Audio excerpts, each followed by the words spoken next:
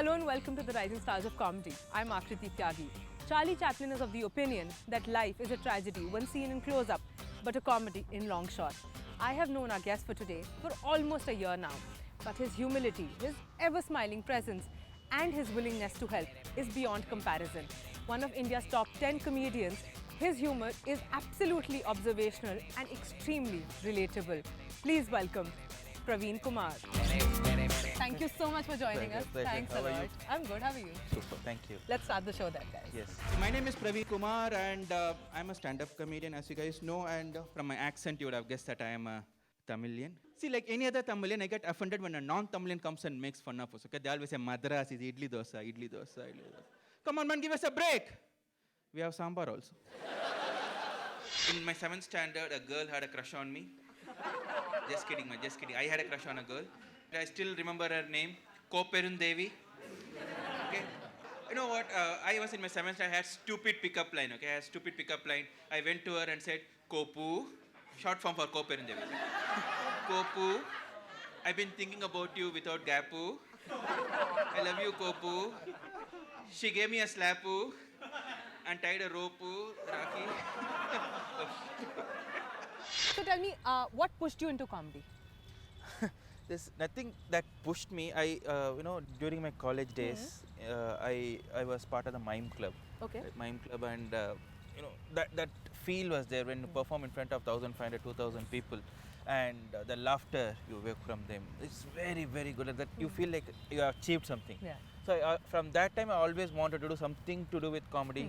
I got married, but jokes apart, I always wanted to do something to do with comedy. But after we passed out, right, all of us went in different direction. Yeah. And to do a mime, we need people with similar mindset. Absolutely. So after we passed out, different directions. But there was a void of about 6-7 years. But then I read an article on stand-up comedy in 2008. Okay. Then I thought, okay, this is something which I can do alone without depending on anybody. That's the beginning. I was born and brought up in this small town near Chennai called Kanchipuram. Have you guys heard of it? Kanchipuram? Yeah? Yeah. In that town, nobody spoke English, including my English teacher in school.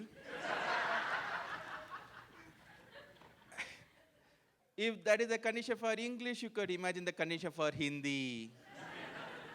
Very few people in my town could differentiate between Hindi and English. Recently, when I spoke to one of my old friends, he said the last English movie he saw was Rangila.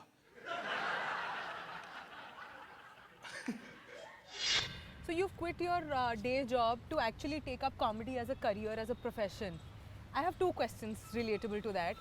A, you've actually chosen a life of a freelancer, which is inherently dicey in terms of paychecks because you have a family also to support. True. And secondly, people in any case have a very judgmental attitude for anybody who doesn't follow the set norms, so to say, of the society. Did you have to face the flack? To begin with, yes, I did face the flag. Even I was not convinced 100%, right? And then I was like thinking what to do, and I was able to balance both. Luckily, my job was not that pressurizing. Yeah. I was balancing both, but then I thought, okay, I had to take a call to at least to take one of them to the next level. So I should do justice to that. So Sure. I have to sacrifice the other one Yeah. to take the next one to the next level. I decided to take comedy to the next level. So I quit my job. Come on, it's one life. Yeah. So let's give it a shot. What's going to happen? Absolutely. Maximum. You'll they come won't- back to what you exactly. quit. Yeah, I always have that opportunity. Absolutely, to do it, absolutely. yeah. So I took the call. You might have Malai Karora, you might have Mallika Sharawat, you might have Raki Sawant, but we have one person who's a combination of all three, literally, in Shakila. See, for those of you who don't know who Shakila is, just don't worry, okay? Just go to Google Images. Type Shakila. The one who's not fitting the screen is Shakila. How's the journey been? It's been 1 year now, exactly 1 year. Like last Jan 24th was my last working day. Okay. And in 1 year now, amazing year. That is one of the best years.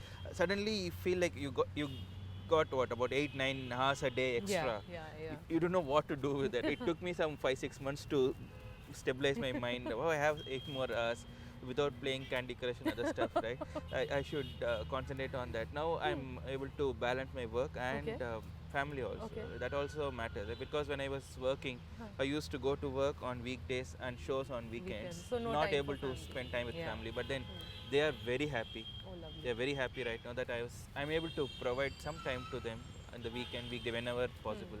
So I am happy in both ways. So I'm able to balance both. I joined a company where I used to work now. My manager was very, very funny guy. My manager very, very funny. He not only gives me work, but also expects me to do that, right? Instead of knowing that I'm an MBA.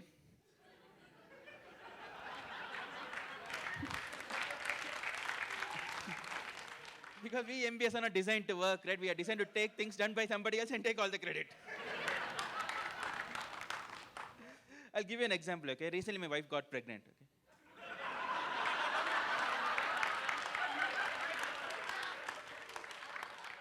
But I'm pretty sure despite it all, there must have been problems also, hardships that you must have faced on this journey. Yes, a lot of hardships. Like, there are some months which are extremely good. Like you will be like, this show, that show. There's some month will be like, oh, what's happening? Like only open mics. Only open mics happen. But then that also pushes you to write more. And instead of sitting back at home thinking about why I'm not doing any shows, rather use that time to write some new material. Get on open mics, hit the stage, and then keep improving. So there are tough times. There are some months which are like absolutely no income. But it's okay. Yeah. It's okay. It's always a challenge. Life is not going to be smooth for everybody. You have to face it. So it's okay. How many of you here are vegetarian? Vegetarians here, give me a chair. Vegetarians. Nice. Non-vegetarians here, give me a chair.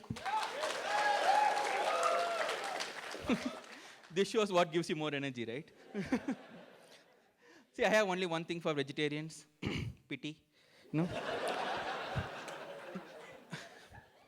And as a Hindu, I'm not supposed to eat beef in front of my parents. Talking about restrictions, every religion restricts only one animal, right? Like Hindus do not eat beef, Muslims do not eat pork, Christians do not eat vegetables. Many comedians have a very specific moment in their careers where they know that they have to be a comedian. Did you have a specific, incident, specific memory that ensured that you have to be here? I would say my first solo show, Okay. which you guys came and January saw, January 4th, 4th, 2014. See, Jagriti as a Theatre. comedian, you can perform for 20 minutes, 30 minutes. And then holding the audience back for 1 hour, it's going to be a challenge for any comedian. So I was really skeptical because they're going to see my face, right? Not like Hrithik Roshan or Abhishek Bachchan, slightly better than them. But you killed the audience that day. Yeah, thanks. Like, killed it. But yeah, so that's the challenge which I thought, okay, I should be facing. That 1 hour holding the audience back for 1 hour was going to be a challenge, but then it turned out to be really good. Yeah. And at the end of the show, luckily, personally for me also, my parents were there. Oh, really? First time they saw the whole 1 hour. First time I staged 1 hour. First time they saw me perform properly in a show.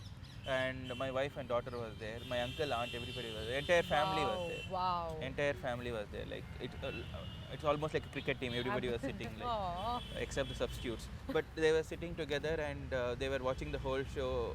No pressure at all. Like, but then I Because the family is there, national television being recorded Exactly, on, nothing. exactly. That's like, So- at the back of my hand. But then it was very, very nice. Good, very good show. I did 58 minutes. Yeah. So which I was very happy after coming out. And I should tell that was that night. I went back home. My parents had come to Bangalore. They all went back, and I told my dad, I'm planning to quit. That was the night. And that was special to me because I told him, this is it. I want to quit. I want to take this to next level. And if I had told this previous day also, he wouldn't have agreed. He saw the whole thing and he's like, he didn't even think, go for it. Wow. I was like, wow. I thought I would be spending more energy in convincing him, and I was like, wow. I said, okay, good, let's go for it. Husbands, listen to me. The person or the species with the maximum memory power is your wife. You do some mistake in the past, they will remember it and keep pointing to the mistake till you die or make another mistake, whichever occurs first.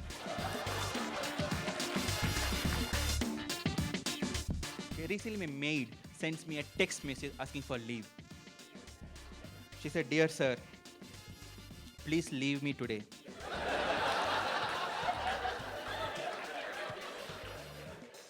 I am feeling hot.